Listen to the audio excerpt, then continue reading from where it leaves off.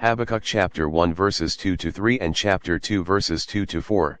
The just one, because of his faith, shall live. How long, O Lord? I cry for help, but you do not listen. I cry out to you, violence, but you do not intervene. Why do you let me see ruin? Why must I look at misery?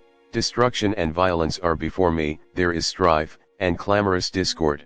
Then the Lord answered me and said, write down the vision clearly upon the tablets, so that one can read it readily. For the vision still has its time, presses on to fulfillment, and will not disappoint. If it delays, wait for it, it will surely come, it will not be late. The rash one has no integrity, but the just one, because of his faith, shall live. Habakkuk expresses two complaints.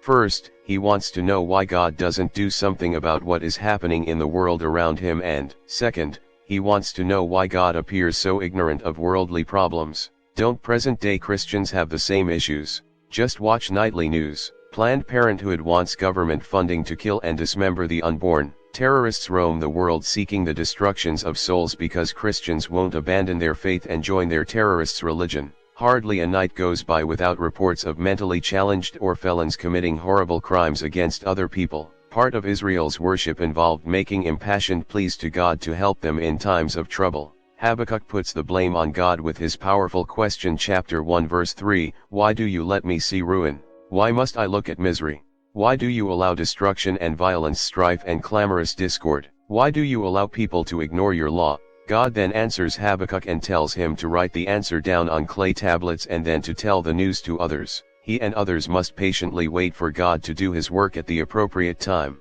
The appropriate time is the time when it will do the most good. Judah is about to experience the devastating Babylonian invasion and subsequent captivity. Their barbarous captors would themselves in God's due time suffer divine judgment. The day is coming when the King of Kings will reign on earth with perfect justice. Remember, man's timing is flawed but God's timing is perfect. One of the most difficult things we do is waiting. Yet, we find ourselves waiting in lines at the grocery store, the registration office, or the doctor's office. Most times we wait patiently, but when it comes to unanswered prayers, we, like Habakkuk, grow easily frustrated. Psalm 27 verse 14, wait for the Lord, be strong, and let your heart take courage, yes, wait for the Lord. Ecclesiastes 3 verse 1, for everything there is a season, and a time for every matter under heaven, a time to be born, and a time to die. God has perfect timing, never early, never late. It takes a lot of patience and a lot of faith.